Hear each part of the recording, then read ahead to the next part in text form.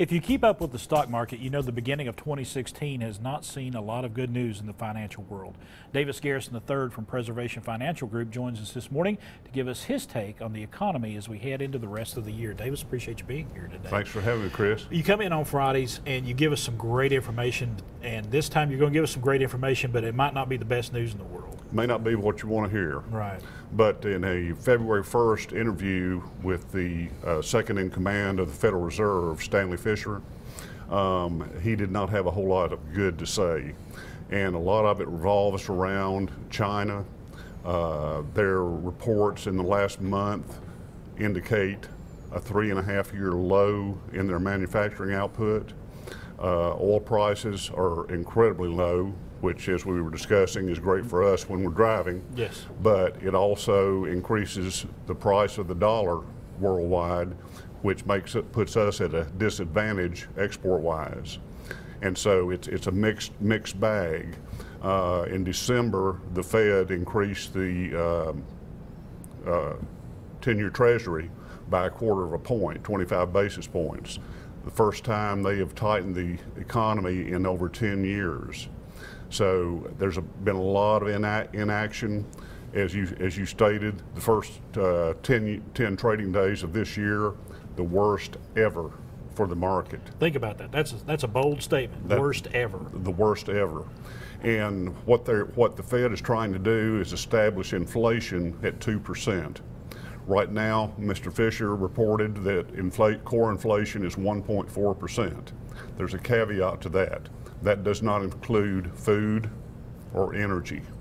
Whichever all of us consume. Exactly. And they also, the jobs report came out this morning. They were anticipating 190,000 jobs for the month. It came in at 151,000. So mysteriously, that decreased the unemployment rate from 5% to 4.9%. But it does not accommodate participation in the labor markets.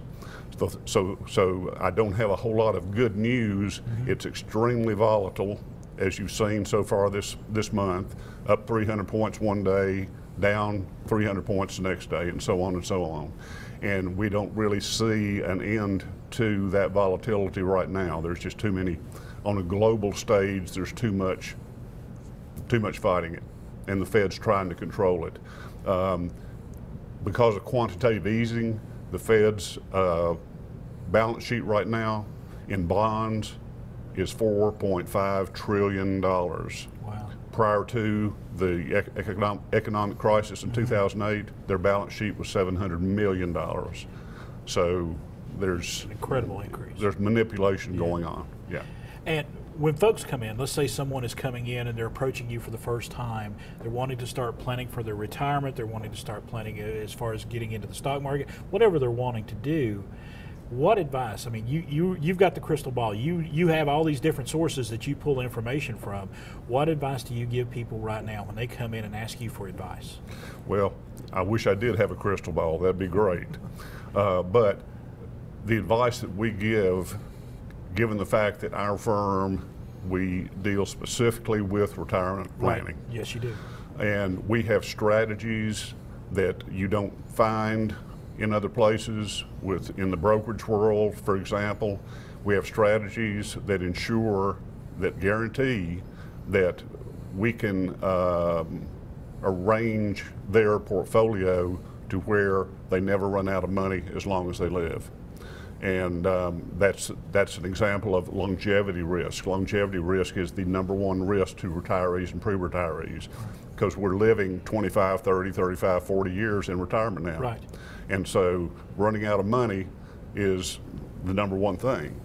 If you run out of money 13 years before you die, right, you're not going to have a pleasant life. And that's what you're there for, is to help folks get from retirement to the end of their life and do so with the money that they've earned over their life. Exactly. It's a difficult transition from accumulation to decumulation, which is retirement. All right.